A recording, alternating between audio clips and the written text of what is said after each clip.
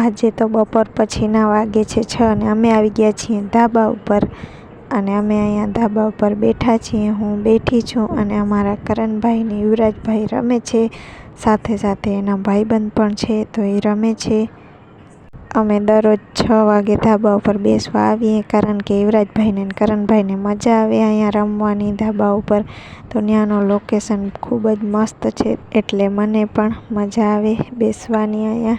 તો છોકરા રમતા હોય ને હું અહીંયા બેઠી છું અને અમારા યુવરાજભાઈ પણ અહીંયા રમે છે તો એને પણ ખૂબ જ મજા આવે અમારા યુવરાજભાઈને પણ રમવાની. તો થોડી વાર છોકરા રમે અહીંયા.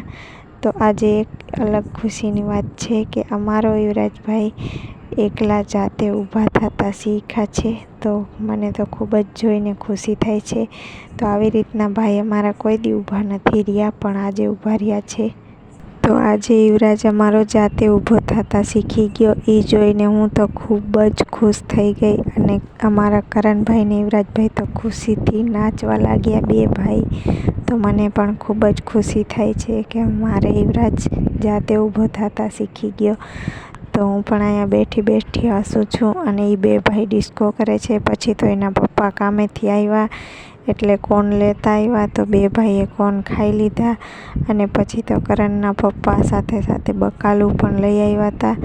તો મેં બધું બકાલું મૂકી દીધું. સવારે ફ્રીજમાં મૂકશું અત્યારે મૂકી દીધું. Like share